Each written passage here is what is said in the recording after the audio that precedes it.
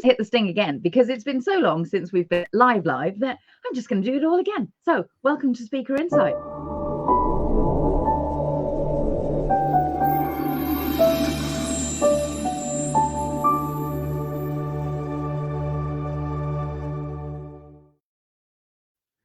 Just because I can. Hi, everyone.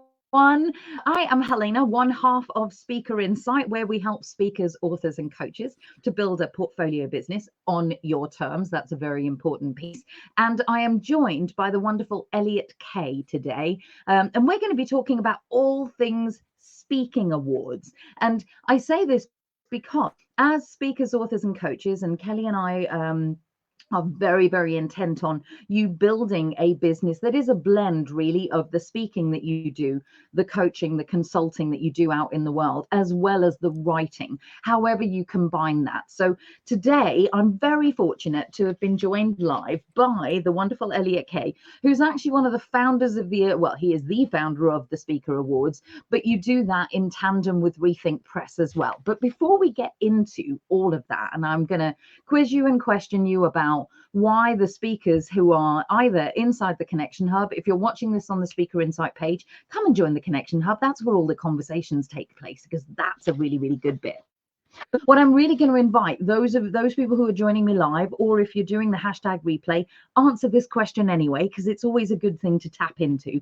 You know, we like to do a little bit of what's the buzz in your business? What's going on that's exciting and satisfying for you? So here comes the jingle.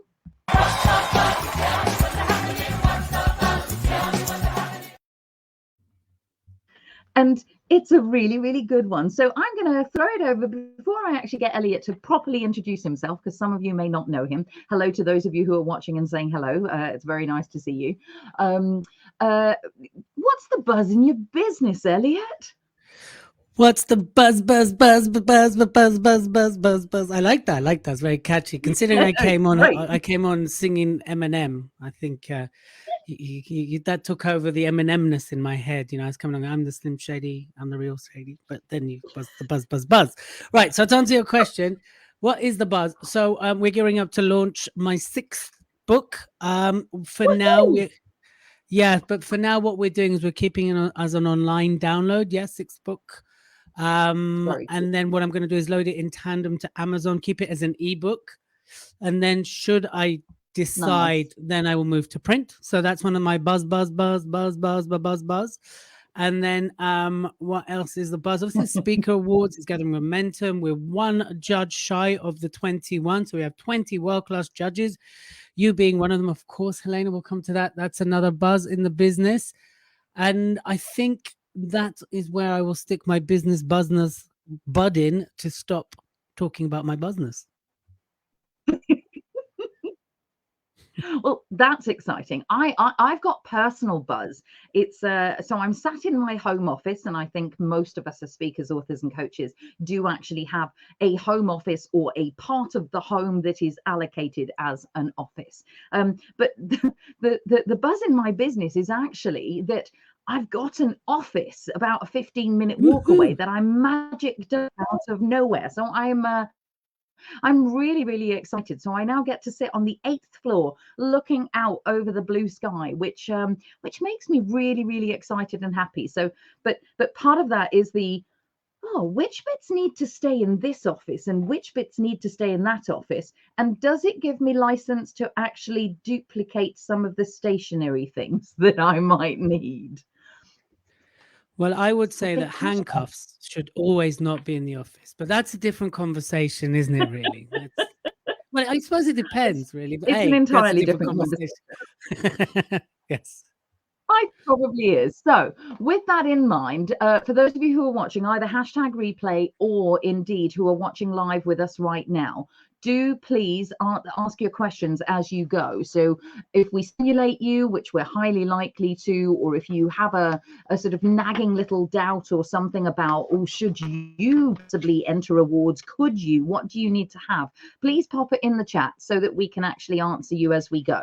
But because not everybody in the world, Elliot, I know it's hard to handle this one. Not everyone in the world knows you. You are one of our trusted partners. And indeed, yes, exactly. hold, you know, you are one of our trusted partners with Speaker Insight, and indeed Rethink Press are another one of our trusted partners. So I love that you are doing this in tandem.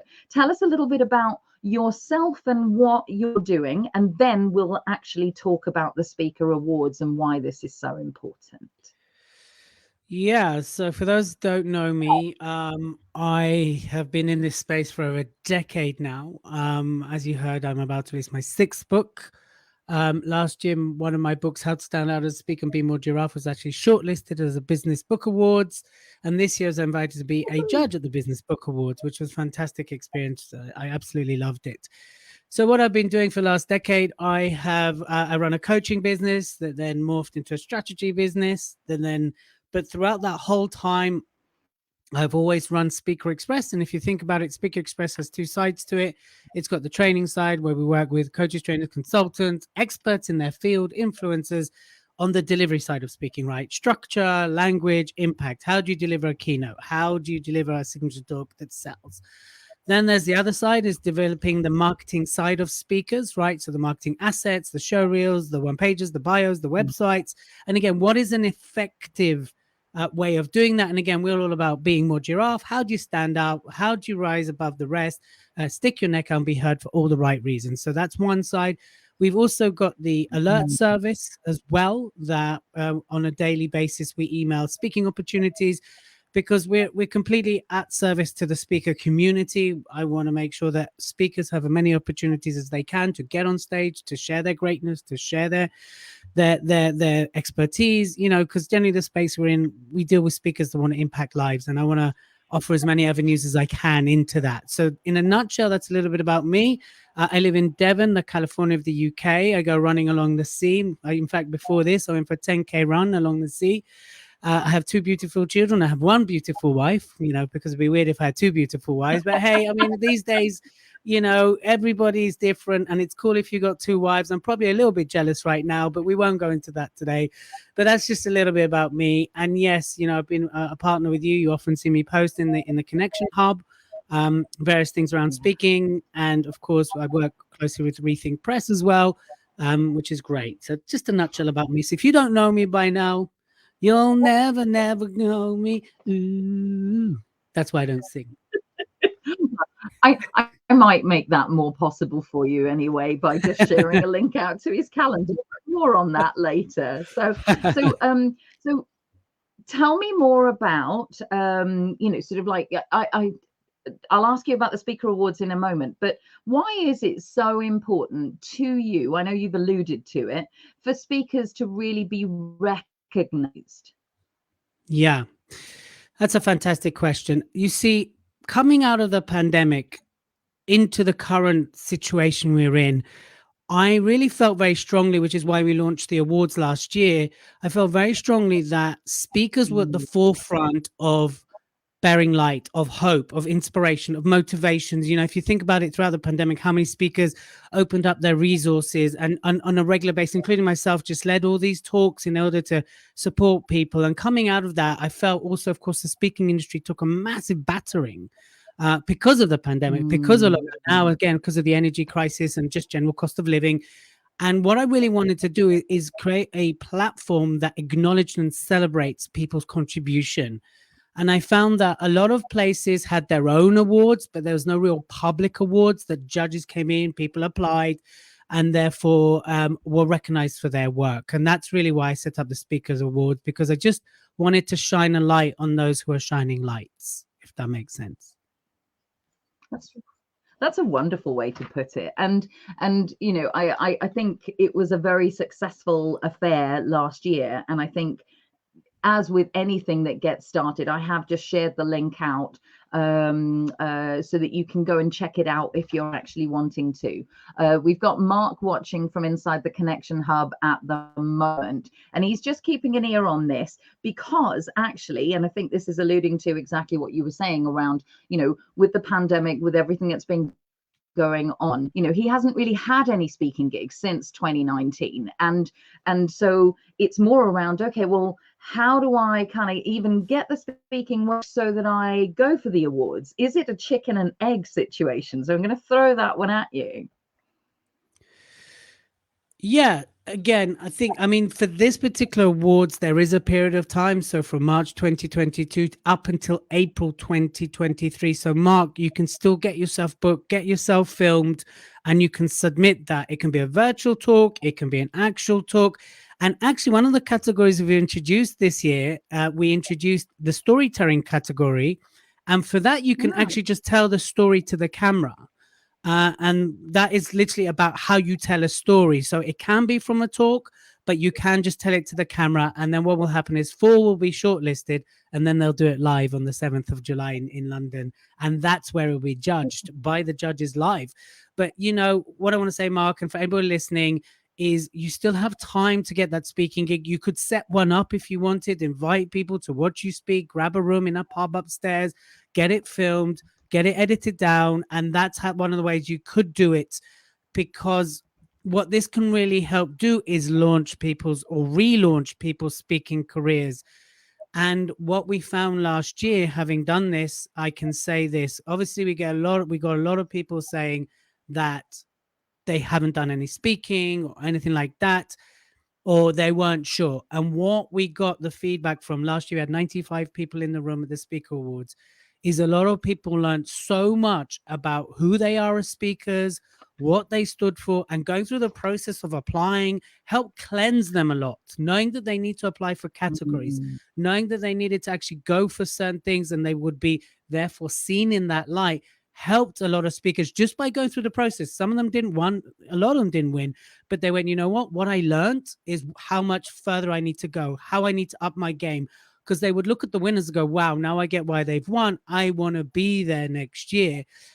So for a lot of people, it's a very elevatory, is that a word? Elevatory process. It's I think certainly, so. I'm making up words at I the think moment. so. I It's think all I'm going to make a case to Oxford's dictionary. Elevatory process. And what it actually helped people do is also understand what they want it to be. So the whole process in itself, whether you win or not, is very coachy in a way, because it you gain clarity from it. yeah. And that's why we have the different categories as well. So you might go for newcomer if you wanted, Mark, or anybody out there, because it's less about, I Mm. mean, it's a bit more lenient, that category, because it's Mhm. about, well, I'm re-emerging now and I'm a newcomer back to the scene. And so therefore it's very much based, of course, on your footage, but it's also based on what's behind that.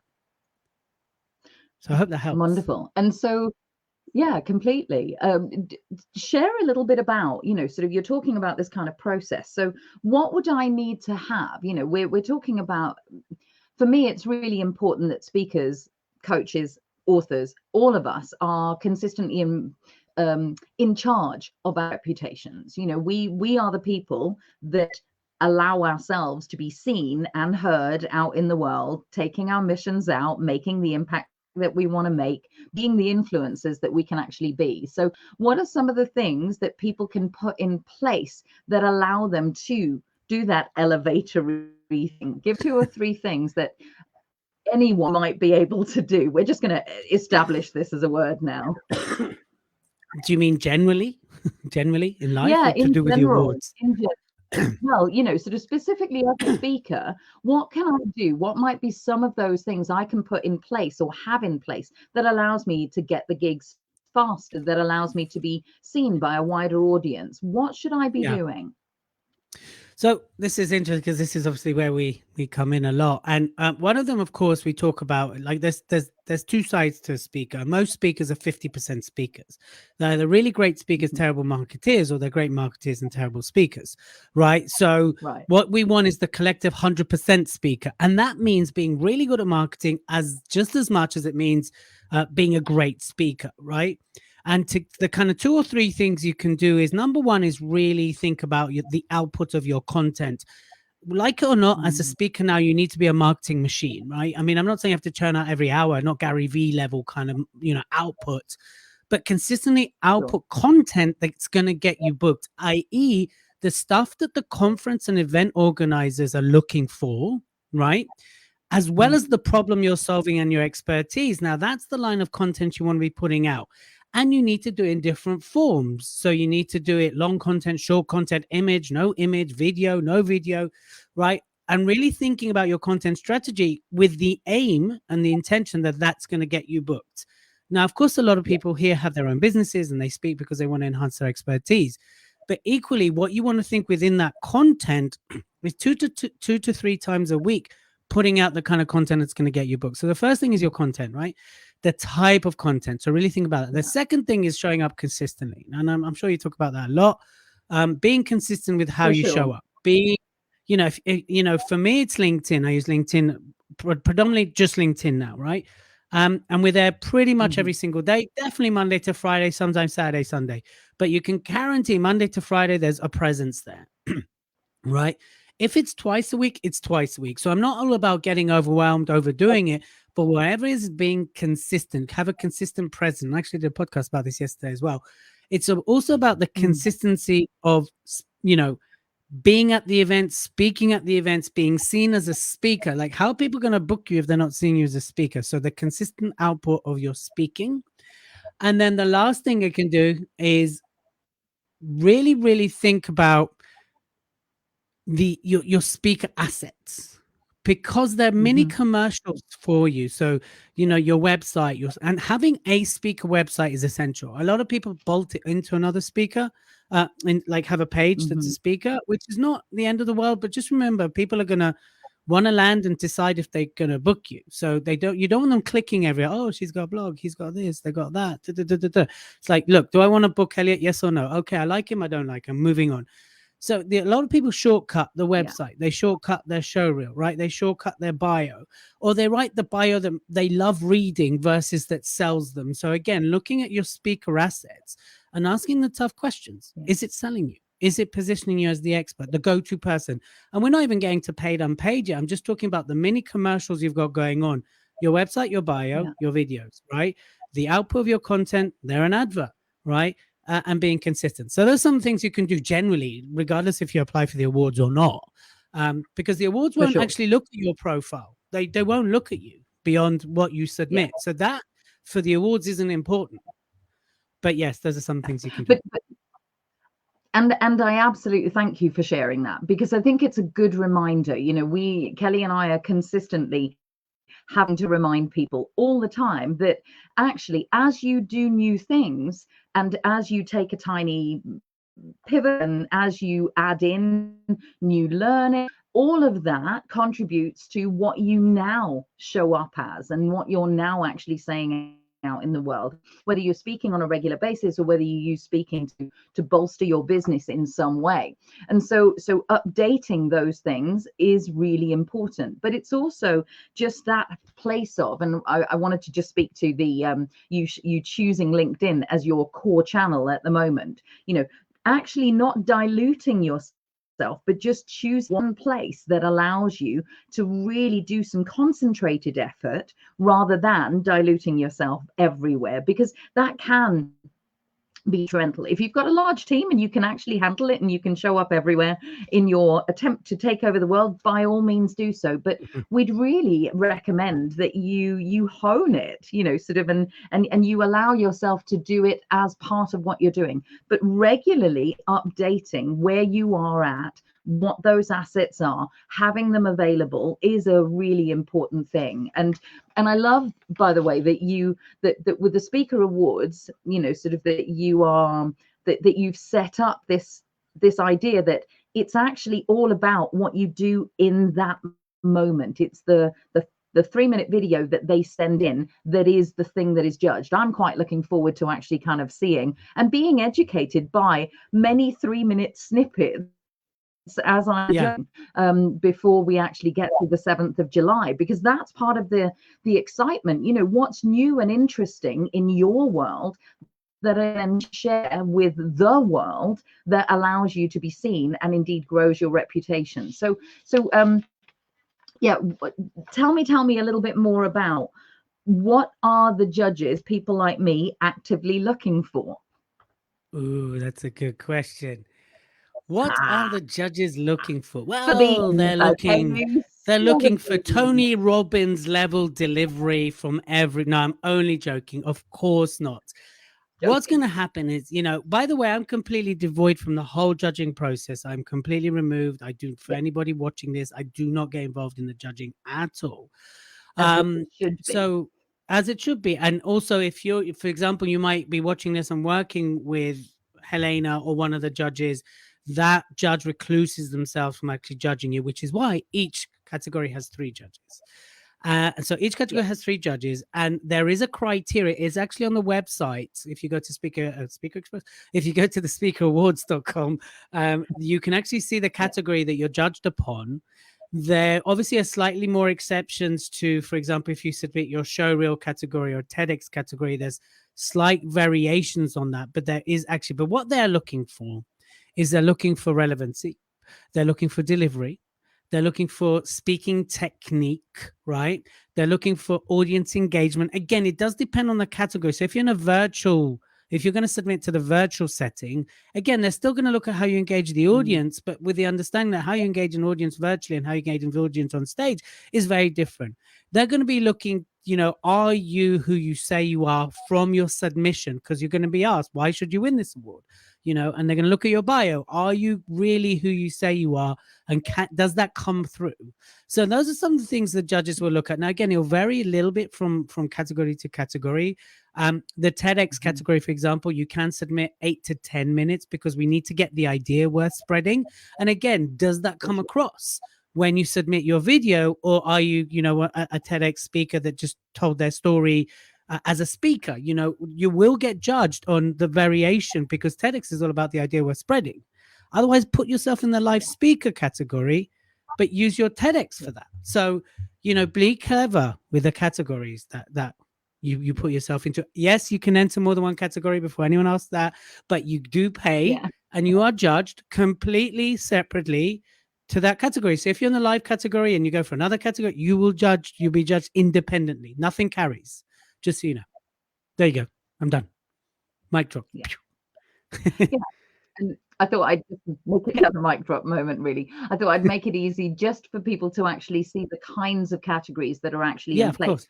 And I say this to people who may not actually want to at the moment. Am I still sharing? I'm going to stop that sharing just for now. For people, I have. So for people who are not necessarily considering it this year, it may actually be on the radar, because I think part of managing your reputation, and that's the bigger bit that I kind of want to go on to just right now, is as a speaker, you can actually set yourself up to know what are the things that I can apply for, what are the ways in which I can stand out. So it may actually be that, like Mark, you're maybe not feeling 100% ready to actively apply this time around, although I think you've given him pretty good reasons why he could, and I think your awards are very forgiving in that way. It's like, actually just apply, because what happens after the event, and I think you can say this on the back of what happened last year,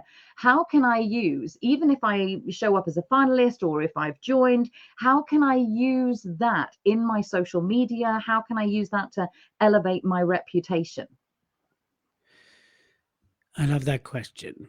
Because the way an award elevates your reputation, number one, that it kind of elevates you, period. If you're shortlisted or you win, right? The fact that my book is shortlisted or was shortlisted, people will go, oh, wow, right? So you get a little bit of the wow factor, you get a little bit of the awe factor, which is really nice. I don't mean like, oh, groupie, I love you, sign my autograph. I don't mean that, but it's like, wow, well done. That's one way. Of course, it increases. Suddenly people are increasing their fees, or suddenly people are getting paid. So this is some of the feedback I've got from people that are shortlisted and won. It's opened up doors. Suddenly they're finding that they're speaking where before was closed, or suddenly they're getting attention the way they didn't get before. If we take the speaker of the year last year, Jazz, who's now our ambassador, who's an incredible speaker. Anyway, she won 2 categories, and she then was also the speaker of the year. She is getting booked and paid without having, she told me this last week, to send anything. They're like, we found you, you're the speaker of the year, come speak for us, and this is how much we'll pay you. Is that okay? And she's going, wait a minute, don't you want to see my assets? And no, it's okay. we'll book you. And she's in that space now. I mean, she's highly established. She's incredible, but she's told me it's taken everything for her to another level. And that's why she's our ambassador. She's like, what you've opened up for me, and she's already very established, how you've helped elevate my status is incredible. And she doesn't mean this from a groupie or like she's very like almost blown away by it. She's like, I can't believe this. And she's still finding it. So tomorrow, speaking of LinkedIn, we're doing an event like this on LinkedIn.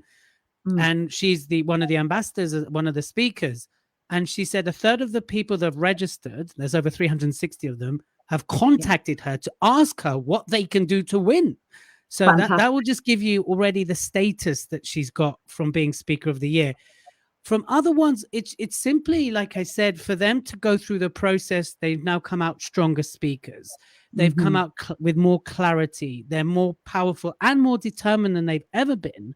So that's some of the stuff that you can get. Now, I can't promise everybody gets shortlisted, but I know the process it will take you through will be worth it. So if you're thinking, well, not yes, this year, not next year, this year.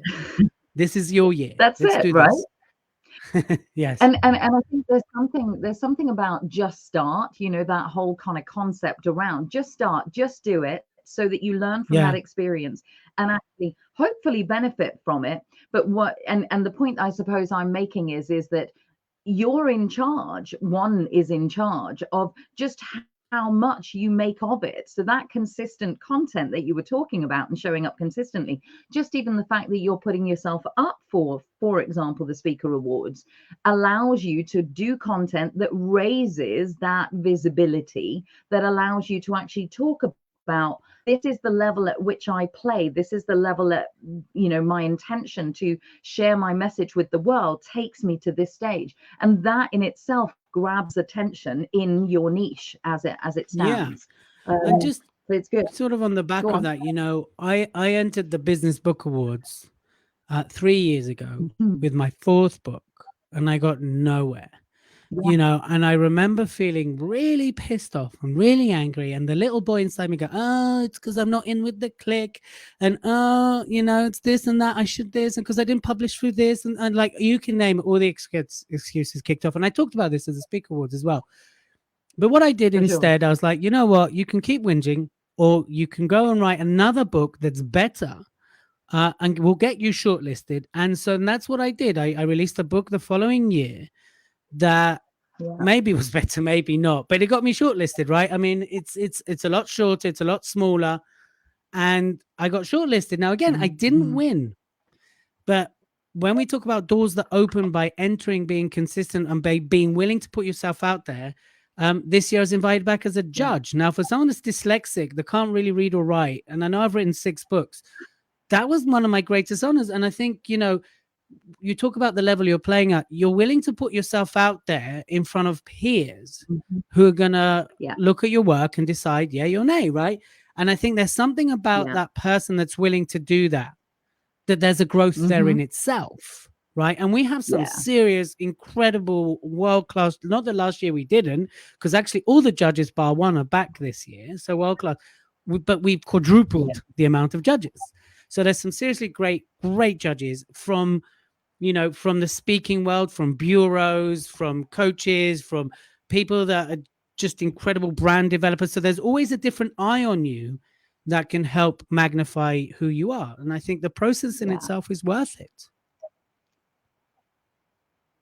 Do I think sometimes, within Changemaker Central, which is the membership that Kelly and I run for our speakers, authors, and coaches, one of the things we talk about is having a project, on a quarterly basis, to add one major thing to the offering that you have, whether that's, sort of revamping all the assets that you might have so that you can be better found and better known, for example, or whether it's, entering an award, because that process in and of itself gives you content, but it also allows you to learn from that process around what do you actually need to do. I've just actually done a very boring thing inside the back of my business. We've been revamping all the contracts that we have, because we've upgraded and updated some of the things that we actually offer now, and they're necessary things that are needed. But out of that have come 2 pieces of content that I can now actively kind of share with everyone in either a live like this, or indeed as part of our exclusive content inside the membership. So it's that thing of nothing is wasted, right? Yeah, absolutely. So And that's what I mean. Just by putting yourself through this process, and if it highlights your gaps, great, then right? And that's yeah, why we've got till the 21st of April, because we're completely aware that people will start applying, go, "Oh, I need this, go away and do it," or "Ooh, I need that edited." So the space is built in there, right? So if we take it, was it the right, 14th today? There's 5 weeks to go, because again, that's something we learned from last right, year. There was a very short window, and a lot of people are like, "Oh, I don't have the stuff ready, I won't get it ready in time." So again, and for a lot of people, it will just simply magnify the holes that they have and a chance to yeah, fill them as well. So yeah, absolutely, and I just think whether you win or not, whether you're shortlisted or not, to be there on the day, because we do a day conference as mhm, well. It's all yeah. based around speaking, Oh, and then the evening. I mean, the evening was really phenomenal. There's a little show reel on the website if you check it out. yeah, What really I wanted to create, and the reason I'm going to talk about this a little bit, is sometimes awards, or having been or attended them, can get quite competitive or a little bit bitchy, right? mm, And actually, what I found last year, and I was a bit, so part of me was like, will it? I can't pretend I mhm, didn't have that little bit of fear, especially when speakers, right? Because some speakers can be really egotistical, not all, but some. And what I found, actually, there was yeah, such a communal feeling, spirit. There was such a unity that when someone won, the whole room applauded, and the big cheers, and Jazz getting a standing ovation, and like everybody stood up when she won, and it was just so connected, so united, which is exactly the vision I had. Speakers supporting speakers, mm, right? And so if you come for the day right, and the night and you don't win, or you have, like, people came because they wanted to network, like, that connection again is so valuable as a speaker. The people, what people, the connections they made, and friendships that developed, and the support they had. That's one thing Jazz spoke about so highly when we spoke about it. She's like, I have never been to a conference that's focused on speakers or awards that was so diverse, that there were so many women there as well. Like, it wasn't just white men yeah, everywhere, and she's yeah, like, it just felt like a community, and I felt at home. And she's a highly successful speaker. So from her, it's just like, wow, and she feels isolated in all these big, and that was part of it. yeah. So again, being a part of this is more than just the award. It is about the community, which is why, sort of, I love that you're holding a space for this, sort of within the Connection Hub. I know that we create community, but the chance to actively meet and see some of those people and build the collaborative efforts that we actively do, that's what takes speaking to a different level. What can we do together is a really important thing, and the more we elevate ourselves, the easier it is for us to then reputationally get in touch with people, that might just be a great connection for us. So I love hearing that, and I'm really looking forward to the 7th, just to actually hear the information at the conference, but also just that, as you say, the networking that goes on within it. So I'm going to take it Yeah. back to the speaker awards, and the Yep. fact that, hey, you've got 5 weeks if you are piqued by this interest, and actually you're thinking, hold on, this might actually work. I've put links in the various groups that we're shining this out to. But just talk us through it. What's the process? So I go onto the website. You go to the Then website, what and happens? then, yeah, you go on the website. Maybe we'll do a quick talk through the categories as well. But basically, you go on That'd the be website. You would then be taken to an application form where you put your bio, and you put why you should win, and your photo, and of course your footage. Uh, what's that? Photo, yeah. no. And I'm just your doing. Oh, that's 4 things. Just 4 things. and your yeah, and then there's a little bit like, where did you hear about us? There's a little bit about that, and then it's a £30 admin fee. because people underestimate how much goes into this. And of course, we didn't want this to be a popularity, vote for me, or just a free, like, hey, you've won, No. and with no gravitas. So, it's £30 Yeah. admin fee.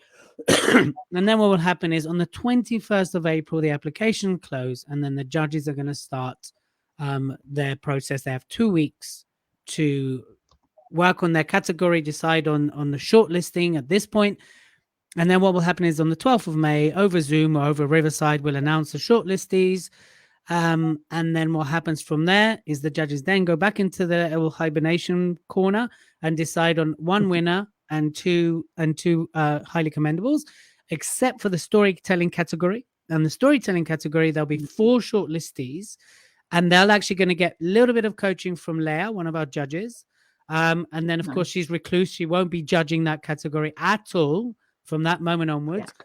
And then they get to do it live on the night. So in front of all the judges, in front of fellow peers, and then on the night they'll be judged, and the announce will be one. So that's the only one that's got a slight difference in that respect. And the various categories we have is best live speaker. So obviously it has to be live, it has to be on stage.